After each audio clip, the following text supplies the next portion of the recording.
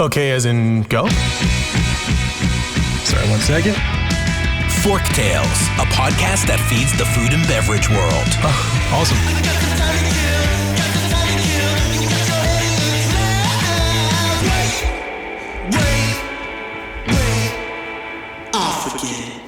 Forktales is brought to you by Vigor, a branding and marketing agency for passion-driven, innovative restaurant, beverage, and hospitality brands. Learn more at vigorbranding.com. If you love what we're serving up, please give Forktales a 5-star review on your podcast service of choice. Think of it as a tip for good service.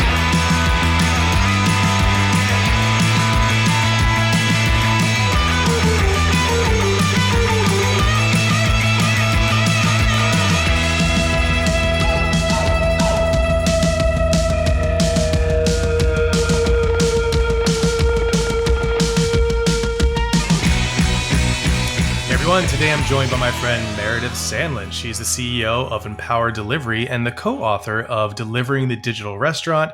If you are on LinkedIn, chances are you have seen her or heard from her because she is out there rocking it in the media talking about digital or delivery, digital, all that stuff. So Marilyn, before we hop in, why don't you say hello and give a little bit of backstory? Hi there. Well, so good to be on the show. I've been listening and it is such a good podcast. So I'm excited to be part of it. My name is Meredith Sandland and I am the CEO of Empower Delivery as well as the co-author of Delivering the Digital Restaurant, Your Roadmap to the Future of Food, and also the forthcoming Delivering the Digital Restaurant, The Path to Digital Maturity, which will be out in a couple of weeks here. Maybe by the time this podcast airs. I don't know. We'll find out. That's awesome. If it is, we'll definitely have a link to it, or at the very least have a link to pre-order. I'm excited to get my hands on it. You probably can't really see it, folks, but right back here on my bookshelf is the book. And so I'm excited to read the new one. Oh, awesome. So delivery, it's acing it is just like a really big challenge for restaurant brands, large and small. So I think before the pandemic, a lot were sort of adverse to it because they didn't really see the value. Their format wasn't set up for delivery, so on and so forth, all the excuses. And then one day we won't mention the pandemic in these things, but it's still, we're still in the after effects. And what we know is it sort of slingshotted everyone to have to adopt immediately. But it has become a begrudging necessity for a lot of restaurant leaders. The fees are storied, trying to find some sort of profitability, so on and so forth. It's just it's a challenge to say the least. How can small brands, in your opinion, start to tackle the operational and financial challenges of delivery and make it work for them? Yeah, that is such a good question. And it is so true. I think a lot of restaurant brands were forced into adopting delivery when maybe they otherwise wouldn't have wanted to. It's certainly if they were already doing it, shot up the demand and massively increased the amount of delivery they were doing. And, I have talked to a lot of restaurants in New York in particular who were at these high levels of delivery before the pandemic happened, right? That New York was like the early adopter city of all this stuff. And they would say, yeah, this whole incremental volume idea works really well if you're doing 10 or 15% of your sales on top of your normal business. But once you get to a certain level of sales, usually around 30 to 40% of your business, it isn't incremental. It is your business. And then you need to design the business for, incorporating delivery. And I have taken that lesson to heart because I think the way that you really improve the operations, number one, you said, and then the financial outcome, number two. For number one on operations, it's really about eliminating complexity. So what has become very difficult in the restaurant industry is that we have all these channels now. Is someone coming in? Are they ordering ahead? Are they dining in? Are they using a kiosk? Are they talking to someone on the phone? Are they typing something into the POS? Are they using DoorDash, Uber? Like there's so many channels and they're coming in so many different ways that creates a ton of complexity. So anywhere that a restaurant can eliminate complexity, that's going to help with the operational challenges a lot. And that could be something as simple as putting in a third-party aggregator. It could be something as big as saying, you know what, I'm going to take my off-premise demand and move it truly off-premise into a ghost kitchen setting and let my restaurant be totally focused on dine-in. And then what happens with number two on the financial, as you eliminate complexity, you will find that getting better at the operations takes care of your financials, and you have better financial outcomes because you are eliminating complexity. Now, unfortunately, I think what's happened in the industry is instead of eliminating complexity, we are in this like massively innovation phase, it's exciting. But what ends up happening is we do something that uncovers a new problem. We invent a new technology to fix that problem. That uncovers a new opportunity. We go after it. That creates a new problem. We create a new technology. And all of a sudden, a really sophisticated digital restaurant is using 15 to 20 different pieces of software to try to make this all work. That's a lot of complexity, right? That's kind of where we are in the industry right now. Yeah, it's a ton of complexity. So one of the things, I mean, with the idea of simplifying, streamlining, optimizing, all of that, it starts to sound like virtual brands are antithetical to that. So we know that virtual brands helped a lot of dead time in restaurants elevate, maximizing the return. You're cooking the food anyway, but can't virtual brands actually do the opposite of the simplification? And now, not Mm. only are you doing Italian food, but you're dropping wings because your wing brand just got 16 orders. Have you seen that play out, or is that not something that you've seen? Well, I think a really sophisticated digital restaurant and hopefully a virtual restaurant company who's advising them is going to try to design a virtual brand that limits complexity as much as possible. And so the best ones that are out there, what they're doing, and sometimes restaurants just do this themselves or not even doing it with a third party company, is they think about what ingredients do I already have on my line? What stations am I already using? Where do I have capacity either throughout day parts or in certain stations? And they focus the creation of the virtual brand that they put into the restaurant in that place, right? So no new ingredients, no new stations, no new labor, really design for the assets that they already have in place. If they do that, a virtual brand can be really not that complicated. You also, of course, need the technology to bring that virtual brand in a least complex way possible. So whether that be an aggregator or whether you're using something like Empower Delivery, you really need to be able to have that virtual brand be seamless and invisible to the staff in the kitchen. If they view it as something incremental or something else they have to do, that again is going to introduce complexity. Yeah, so let's talk about that a little bit. Delivery isn't just about these major consumer-facing brands like DoorDash, Uber Eats, Postmates. Yes, those are the ones that everyone thinks of, and they are part of the equation. But there's an entire underbelly of companies that I think a lot of the less complex operators really know about.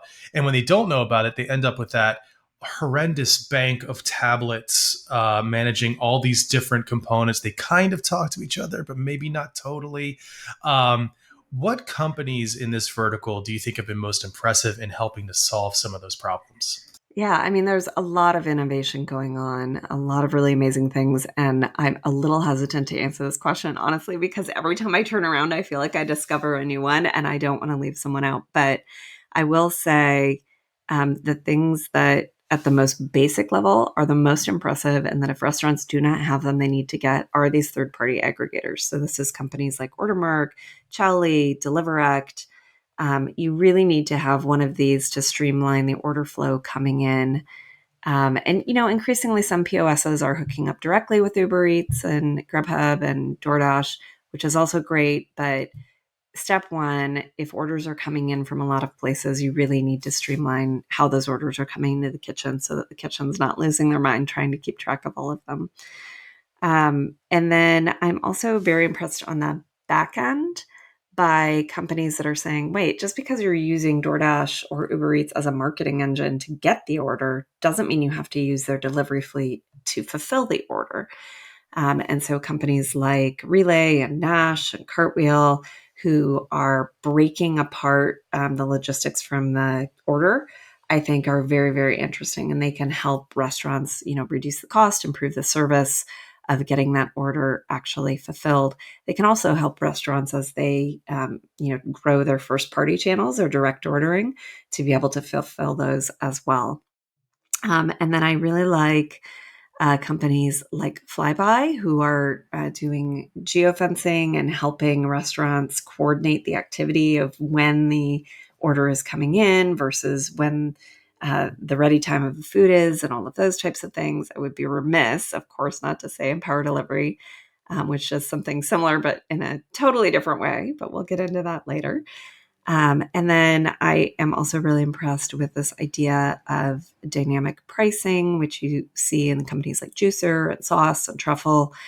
Um, and I do two things. Like for futurism, I do two things primarily. Number one is look at what happened in the travel industry, and number two, look what happened in digitally native brands in apparel and consumer goods. And if you look at those two things and just replace the word restaurant in there, you will Mm-hmm. see the future of restaurants, what's going to be coming, what's happening. And all of those companies have things like aggregators, like dynamic pricing, that help them sort through all this stuff. Yeah, so I'm gonna try my hardest to not get into dynamic pricing because I'm about to have your friend Carl or it's Orsborn, right? Osborne, yeah. Orsborn, yeah. I always say Osborne when I say it quick. Everybody does. I do. Yeah, I've known him for years. He's still that in my cell phone, actually. He gets really annoyed with me.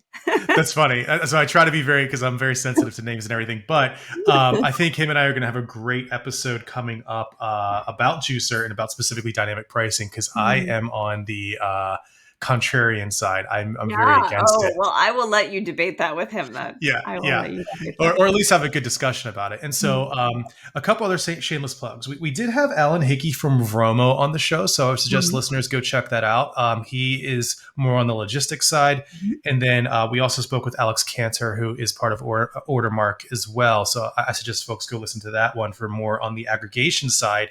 There's Mhm. some good insights there. But moving along, I would love for you to get maybe just a little more granular.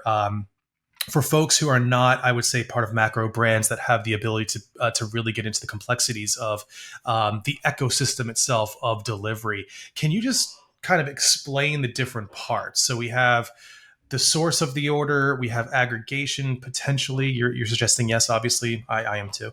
Um, Mhm. what are these different categories? That's very interesting. I think, yes, the source of the order is probably what I would call a consumer facing part is step one. And consumer journeys are circular, right? So you have to acquire them in an e-commerce funnel, and then you need to get them to return and come back. And so I think we're emerging, seeing some tools on the e-commerce funnel helping us understand how consumers are moving through from awareness to trial and going through the stages using the digital footprint that they leave behind on the various websites and apps. The restaurant industry is very, very early in that part. I would say it's primarily platforms like DoorDash and Uber Eats that are putting those in the merchant portal on the back end. You are starting to see some companies emerging that are trying to combine the data across portals to make it consistent and help you figure out how to use it. And then you go into that loyalty loop, right? Getting them to come back. And there's actually been quite a bit of innovation on the loyalty front, right? I think we all think of it as the old punch card from, Subway from our childhood. That's right. And Yep. it has changed so much, in large part because of the innovation that Starbucks really started, gosh, I don't know, like 15 or 20 years ago now. But it is starting to catch on in the rest of the industry. You had Zach Goldstein from Thanks On. I think Mm-hmm. he does a great job explaining what he calls Loyalty 3.0 and how that's changing and how personalization is really coming to the front. So then once that consumer order is placed, however they get there, then we're going to enter that aggregator phase, bringing it all down into the kitchen, go into production. So that's going to be our KDS, figuring out how to route it through the kitchen and make sure that it's accurate and it gets expedited correctly. And then we've got to get the product out of the kitchen. And that's where we go to that logistics backend and some of the companies that we were talking about there. And that is all fine and good, but we also then have a bunch of things that don't hit that journey, right? We've got companies that do labor scheduling, like 7 shifts. We've got companies that do accounting, like Restaurant 365, inventory, like Galley Solutions. There's all these little bits and pieces on the back end that help the restaurant optimize profitability and keep track of what they're doing, so that they can do it really well. And that is the big opportunity here in all of this. As much as delivery is probably the thing we all see the most and are most familiar with as consumers, and frankly, which causes the most headaches inside the restaurant, so it gets talked about the most. There is so much opportunity to take what is, in many ways, a very human production process that relies a ton on experience and knowledge and passing that tribal knowledge from person to person by doing and showing and telling and putting that inside of a computer so that the software can help support. I mean, 7 Shifts is such a great example of this. I think of when my first hourly job, my manager posting my schedule on the bulletin board in the back, written in pencil because he's constantly Yeah. changing it, right? And how different these automated scheduling tools are now that allow you to, compare to sales volume and make forecasts and let your employees change their schedules themselves instead of you having to be involved. It's really come a long, long way, but there's so much more to do. Yeah, yeah. I mean, we even had Ellis Stanley on. He founded a startup called Axial Shift. That their whole goal is to get the managers out of that small cubby hole that's mislabeled an office, Yeah. um, more like a cage. But anyway, get them out and like on the floor where they really really can do the work and help motivate their team and so on and so forth. So like every facet of this industry is being completely revolutionized by Yeah, technology, totally. and I think one of the I may have mentioned it on multiple episodes, but one of the side effects here that's negative is that death by 1,000 cuts with all these SaaS fees. So, am I right in forecasting that we will start to see more aggressive convergence of these platforms? I mean, we have the aggregators, but Mhm. Restaurant 365 is aptly named. They want to be that 365-degree operational platform. And then one that you didn't mention, not that I'm calling you out, but is Otter, which I think Uh-huh. is OTTR, which actually quite literally means one thing to rule them all, or something like that. Is what Otter stands for. Hmm. Basically, they want to be that all-encompassing solution. And then, I mean, we just saw a convergence happen late last week. Actually, Chally bought Koala, which Koala we had Brett on as well. So, man, come to think of it, I had some brilliant people on this show. You're like the latest in a long line. This is great. But you're right. This digital revolution is not just delivery, and I think what's great is the restaurant industry.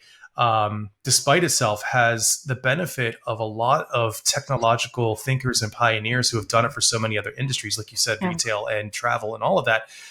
We just benefit from it. totally. We're It's not it's testing these approaches, right? It's kind There of a it's out good thing. It's kind of a good thing to be the vertical that goes last because there. we can Yeah, just look at everybody else and go, "Now, what did they do? And how would that apply here? And would that work?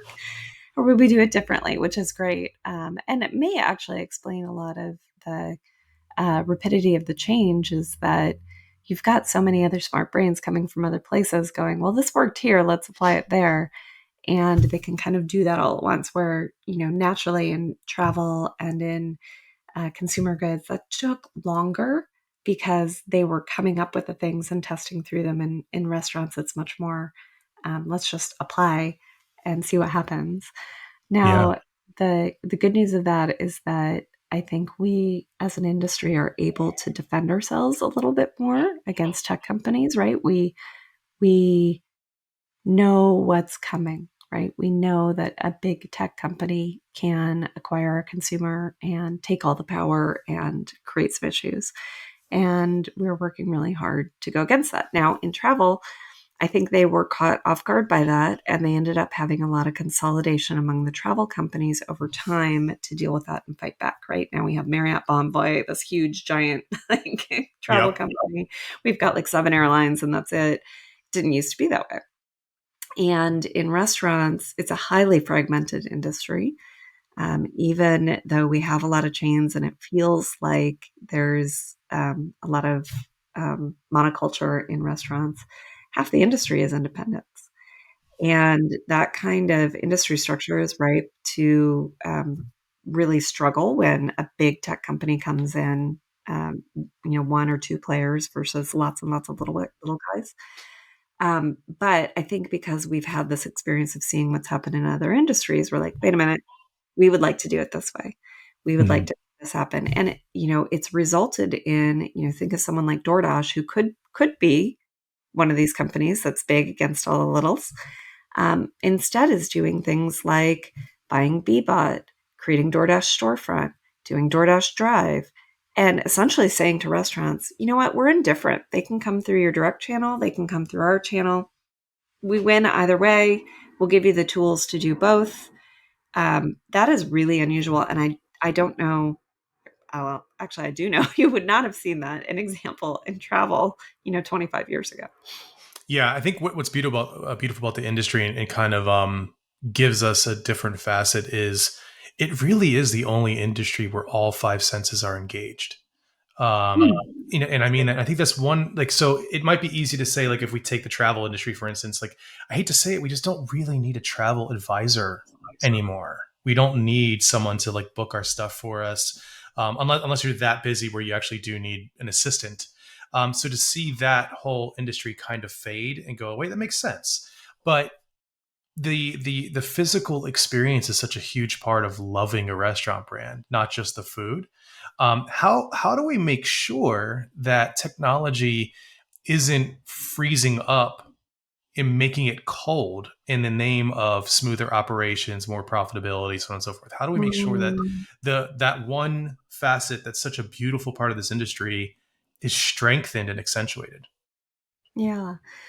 Well, I guess it probably depends by channel, but as I think about dine-in, which is probably the most of the experiential, it should actually make it more experiential technology, right? You should find Mhm. that as you deploy technology to do the things that don't add a lot of value, like making a reservation or scheduling the labor, to the consumer experience, they add a lot of value, but they don't add value really to the consumer experience, then that means that people inside the restaurant can be redeployed into things that do create a lot of value for the consumer experience. You'll also find, we talk about this example a lot in the book, that technology can help you create the best in digital hospitality, right? Your best server, why are they so good? Because they remember people, they remember what they like, they remember from table touch to table touch what's going on with that table. That's why they're good. And it turns out not everyone is the best server, right? Not everyone can be best, but technology can take the elements of that best and make them consistent across every server and give servers the tools to do those things every single time with every single guest, no matter how often they come in. So, technology used well in that setting should actually make the experience better. I love that. One of the other sides of this that you mentioned is the electrification being a precondition to a lot of these things, and specifically automation. And you've maybe accurately predicted an increased adoption of electric cooking equipment, smart ovens, other tech upgrades in the restaurants. So to date, we've talked a lot about software. Like, let's talk a little bit about the hardware. I'd love for you to dive in it further, but I must say, if someone comes here and tries to take away my gas stove, it's going to be really, really ugly. I know.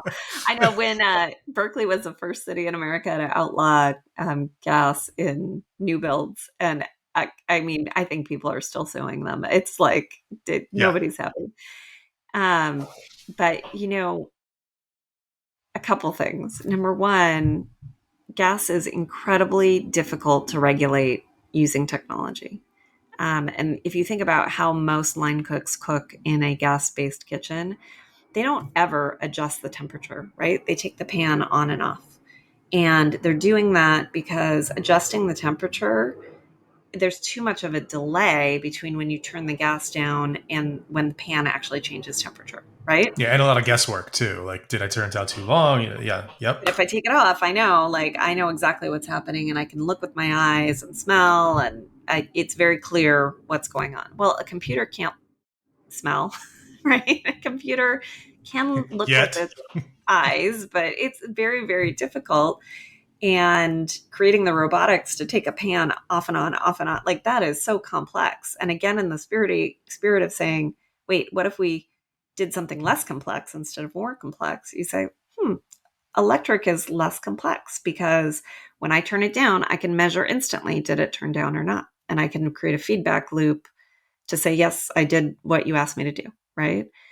And I don't have to move anything robotically. It just instantly goes off. And so as we think about trying to get to a more automated place in the kitchen, you have to have electricity, right? It's the reason why Teslas are electric. Do they love electric cars? I don't know, maybe, but are electric cars a lot easier to automate? They sure are, right? So as they thought about creating a self-driving car, they thought step one, electrification. And the same thing's happening in the kitchen. Now, the next thing I would say to that is that we all love gas because that's how we grew up. That's how our parents grew up. That's how our grandparents grew up. We understand it. We know it. Well, in the old days, they cooked on an open fire or they cooked with coal. You don't miss those things, right? Like you get over it and you learn the new thing and you learn how to use it. And the same thing is happening in kitchen equipment. And in many ways, the innovation has been more rapid at the consumer level, right? If you think about your friends and how they love to sous vide, or they got an air fryer, or they're using their Instant Pot, all these new cooking methods that enable them to accomplish things more quickly and in a more automated way than, say, using like a boiling vat of fat to create French fries, right? Which nobody does at home ever. I did it once. It was terrible. It's not worth it. It's not fun. No. It's not worth it. You're like the cleanup is The alone. cleanup is hell. Yeah. Yeah, absolutely. Well, I love that. That's definitely a different spin on it too. Which I think really helps people because there is a love, especially when you get into the higher echelons of culinary, of the gas stove. And I love mine here. Like I've worked on conduction or induction. I'm sorry. And it's nice and all, but I miss my fire. And maybe Yeah. it's a primal thing. I don't know. But if it's for the You know, greater good, I will confess, like we own a gas stove, we have a gas grill, right? But we are using them less and less and less as we mm, embrace sous vide, as we embrace our Instant Pot, as we embrace our air fryer, as we embrace all these other things. And we haven't gotten a smart oven in our home yet, but maybe well, someday. also consistency isn't necessarily consistency at the rapid speed that we need in a commercial kitchen isn't the same at home. Maybe I'm just the curmudgeon or the old man at this point, but like I do have a coal burning grill, You and I will do? not get propane or anything. Like no, like I only use lump Wow. charcoal. Like I'm maybe I'm just like trying to hold on to something that's You dying. are I don't OG. Wow. That is, know. wow. It's dedication. But I don't do it in my house, obviously. Okay, so I feel like I've held you back long enough. Let's really dig into some of the things that you've been bringing into the world, from the thought leadership to your quote unquote day job. I mean, they're all interlinked, but we mentioned the book, Delivering the Digital Restaurant. Can you just give us the 30-second, this is why you have to read it? And then I would love to talk more about empowered delivery before we put a bow on this. Absolutely. So to start with, Delivering the Digital Restaurant, there are two books. The first one is Your Roadmap to the Future of Food. The second is The Path to Digital Maturity.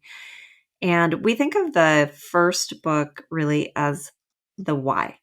Why is all this stuff happening? What exactly is happening? Who is doing it? Lots of stories from restaurateurs and innovators, tech people, entrepreneurs telling us about the change and making the case for restaurants that they need to embrace it. Um, so that is the first book, and I think an important read for anyone who um, is really trying to make good decisions and needs some context for that, right?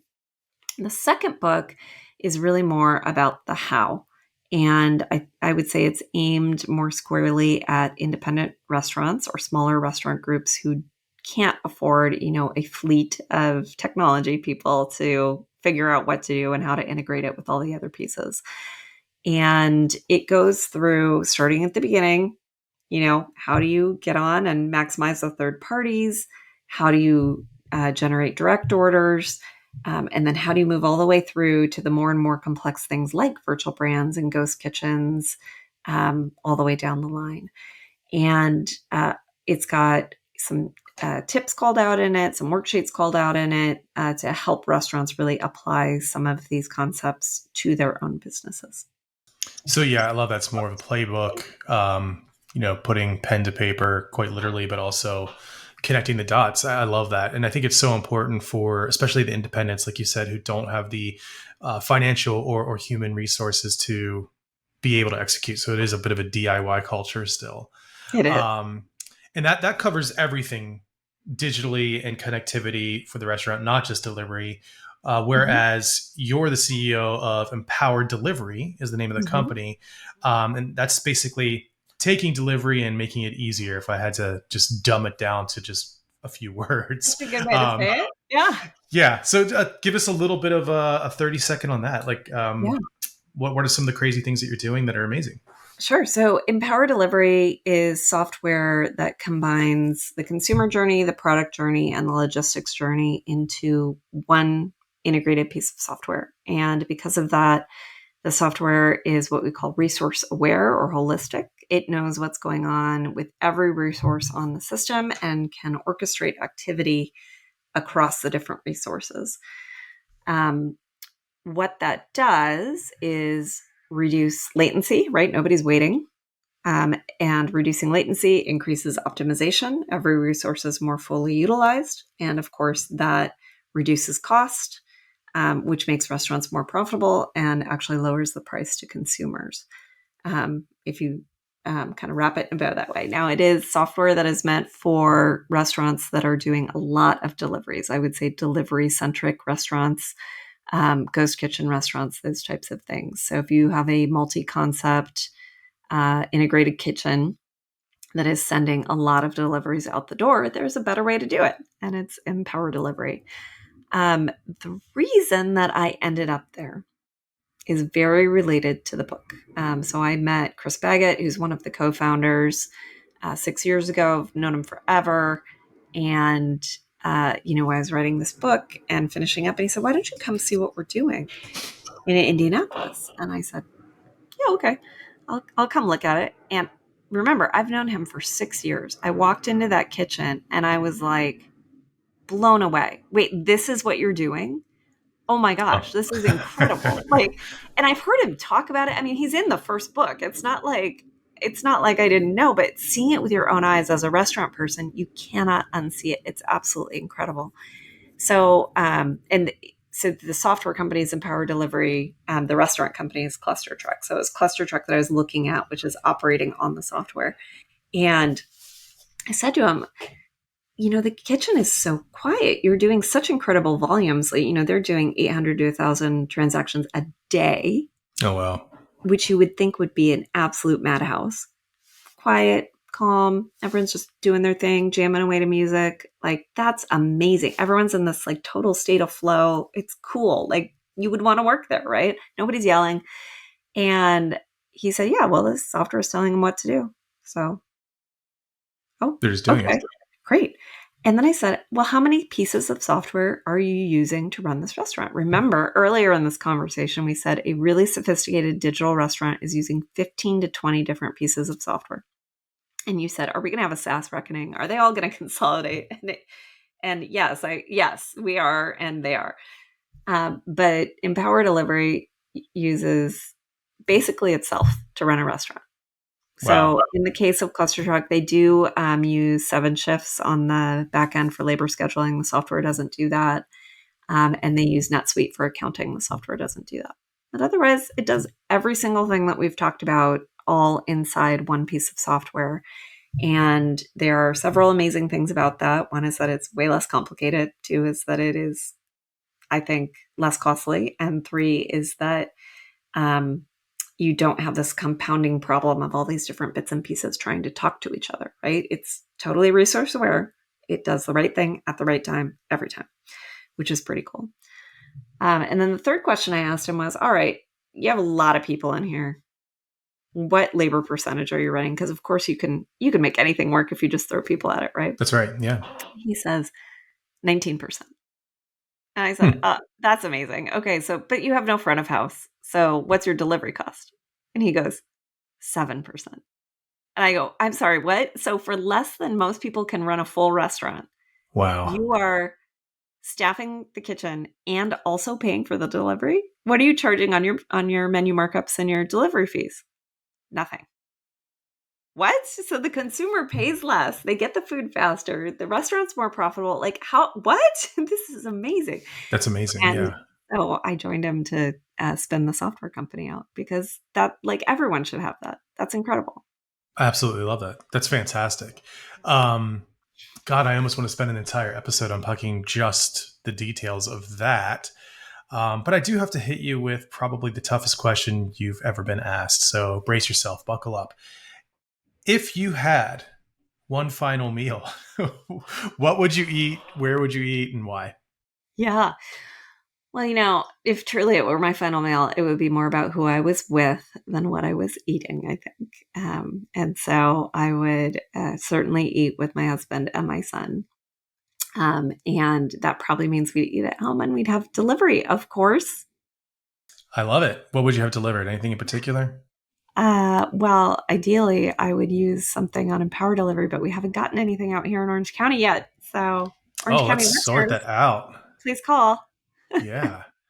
Well, you heard the call. All right. So, how can people connect with you, Meredith? Yeah, absolutely. So, as you mentioned at the top of the show, the best way to find me is on LinkedIn.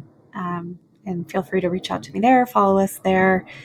We put out a newsletter, Delivering the Digital Restaurant, on LinkedIn every other week. We also do a podcast covering the highlights of the news for the last 2 weeks, every other week. And that you can find on all the major podcast platforms and on YouTube. And then we have a website, deliveringthedigitalrestaurant.com. And there you can find a collection of all of our writing, which we do a lot of in Nation's Restaurant News and restaurantmentor.com, as well as podcast, old newsletters, things like that. And you can order the book. Awesome. We will have absolutely all of those links for everyone to click through. I do suggest subscribing to the podcast. It's great. And I think it's a fantastic way to stay up to date with what's happening, especially within the tech side of the restaurant industry. And thank you for being so generous with your time and your thinking, not just on here, but everywhere you're putting out that thinking. It is helping so very much, especially in a rapidly changing environment. Again, Meredith, great to have you on, and hopefully we'll have you on again soon. Sounds good. Well, thank you so much. If you love what we served up, please follow us at Vigor Branding on Instagram, LinkedIn, YouTube, and Medium. Forktales is produced by the team at Vigor. Audio and video post-productions provided by Zencaster. Music performed by Jet Trash and licensed through musicbed.com. Joseph handles his own hair, makeup, and stunts. Copyright 2003 to 2021, Vigor Graphic Design, LLC, all rights reserved.